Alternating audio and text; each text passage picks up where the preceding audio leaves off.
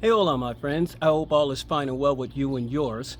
Well, my name's Charles Collins, and I'm the CEO of Together We Grow, and I'd like to welcome you to our solar-powered hydroponic, aquaponic, and traditional gardens. And this is technically part 2, but actually part 3 of our How Do We Grow Giant Greens in a Desert Heat. And I'm going to cut right through the chase on this one. I'm going to break this system down to you guys from the bottom up. In video number 1, I posed a question because I wanted you guys to apply a little bit of energy and let me know if you could figure out how this system works. If we're not using a chiller, if we're not using an active cooler, we're not using ice, we're not using any electronics, technically, any electronics, any force system, any power system to keep this system cool, how is it happening? And for those, I'm telling you, the vast majority of you played along, and man, you guys are smart. Pardon me, almost a bad word, but you guys are so smart. I mean that with all my heart. You guys are so smart. You guys are so brilliant. And a bunch of you were putting pieces of it together. But the reason why in the first video I kept saying, please look at the entire system, all right? And I know that you'll be able to figure it out. So without any further ado, we're gonna break down that system. But before we do, you know, do the obligatory. If you guys haven't signed up already, please do so. Subscribe, hit the bell, blah, blah, blah. It'll go off when I post something new. And I wasn't kidding, was I, when I told you yesterday, there's gonna be a whole bunch of new stuff coming.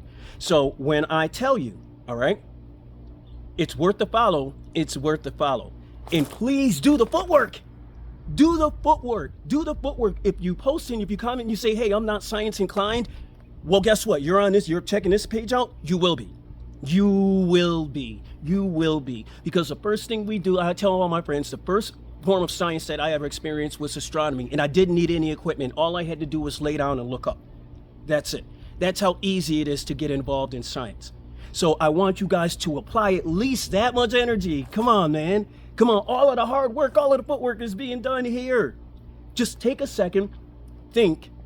Because I don't want you to do this.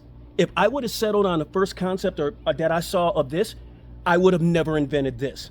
So I don't want you guys to settle on anything that you're learning from my videos. I want you guys to stand on these shoulders and launch like a NASA rocket. I want you to take off like something from the European Space Alliance. I don't even think that's a thing. I think I just made up a new space force if it doesn't exist already. But that's what I want to be to you guys. I don't want to be the reason that you do this. I want to be the catapult you launch from to do something greater. So I know I said without further ado before, but this time, seriously, without further ado, let's take a look at from the bottom to the top of our living wall system. So let's start with the base of our hydroponics living wall system. In our case, we're using a 3 by 3 foot fabric backing, and we do have a waterproof backing behind the fabric lining. That's important, especially if you're going to use this as a living wall concept. You need something behind your fabric wall to make it waterproof. The theory behind our living wall hydroponics design is very, very simple. It's one of the simplest designs we've ever made. This yellow and black tote, I believe this is an 18-gallon tote, rubber tote. You can get it from any box hardware store. You can even get it for free sometimes online. This, inside of this, we keep our nutrient solution, or as you would call it, plant food. Let's see if we can see it in there. Oh, you really can't. Oh no, is that just a reflection? I was hoping you could see it in a back. Okay, you can see that line in the far right. That line is connected to an 18-watt pump. That's it, 18-watt pump. Not strong at all. That water pump takes the solution, that water you see right there, and it pushes it up this plastic tube. This plastic tube is connected to the outside of the fabric pot in the solid wall. Along the top line of this plastic tube, you have typical garden emitters you could find at any box store. If you have a garden or lawn at your house, you may even have these laying around. These are set strategically every 6 inches or so across the top of the fabric pot.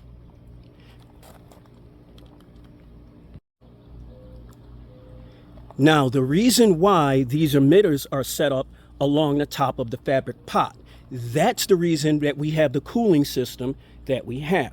Now, for lack of a better term, I think it's maybe a radiator, something of that nature. But we need something to carry the heat from the hot water in here, because we're not removing hot water from air, we're removing it, we're not removing hot air molecules from the air, we're removing it from the water. So it's a lot simpler. It's a lot simpler concept. We're not trying to cool down this. We're just trying to cool down what's in there.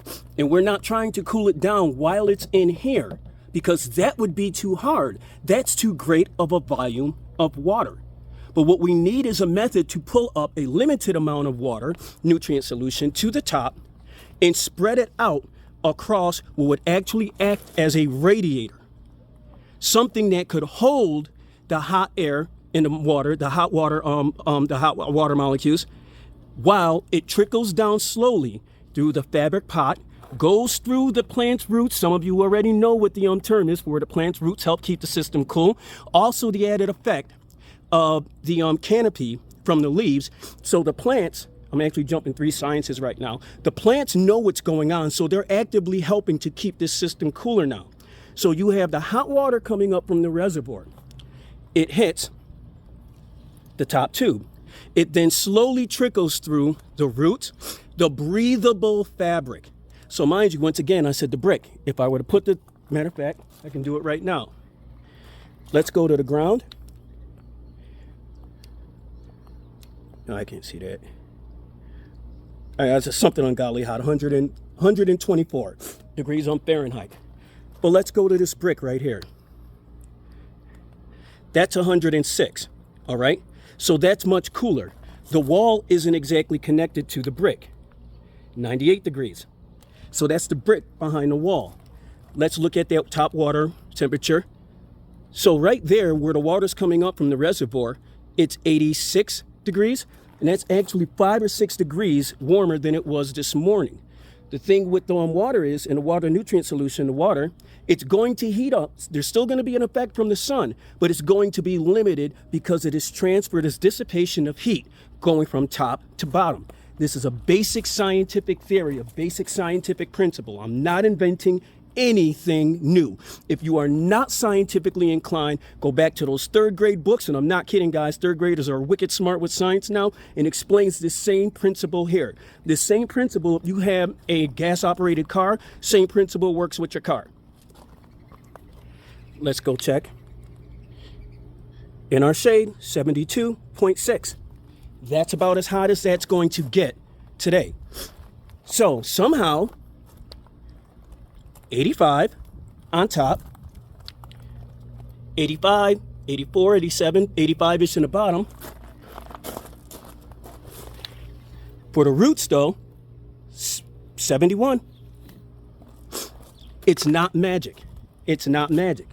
Now, some have asked, how does the water, and here's why I said I wanted to give you guys an in-depth view of the system. How does the water, the nutrient solution, return back to the system? Gravity. See, some of you guys got that answer correct too. Gravity. So it goes through the fabric wall with the waterproof backing, trickles down through the pots, through all of the pockets, through the roots. And can you guys see that? That's it, returning back to the reservoir through this line right there, which is connected to that gray hose, which returns everything right back to in here. We take a step back, that's the entire system as a whole. Now, guys, and this is going to sound, don't be mad at me for saying this next part, I'm not going to show you step-by-step design on how to build this. I'm not. Please, if you're going to ask yourself, well, why wouldn't you do that? Because there's not another system like this, and I really want you guys to have your own take on it. I've literally given you everything you need to know on how to make one of these. Before I go any further, I would truly like to thank the University of Arizona for sponsoring the science and the research behind this project. We've actually been working on this for almost 3 years now, and we can finally say it's ready for the public. I don't need to profit off of you wanting to eat. I profit off of knowing that you're no longer hungry. And that's all I ever really wanted. My goal, my dream is to feed the world. And in order to do that, it's going to take a lot less energy, using a lot less a lot less fossil fuels, and utilizing the resources that we have. So one other thing I wanted to add on, it's not just the water flowing through the system that brings that trickle. We're going into monsoon season now, and I want you guys to see if you can see that. See that breeze? On the aquaponics system that you guys are all familiar with, the one they made in the documentary, we actually had a 4-watt solar powered fan providing the same purpose that the wind does naturally for us. So having this system set up exactly where we have it set up in the yard, the prevailing wind comes through just strong enough to remove the hot air molecules from the water. Hot air rises. So what's left to go through this system? And I know it sounds bonkers, it sounds unbelievable, but it's not. It's basic friggin' science, man. Basic science. Take it back to the basics and eat. And if you see someone bite my design, tell them you saw Chucky do it first. I hope you guys enjoyed the video. Plant that first seed and together we grow, my friends. Peace and blessings.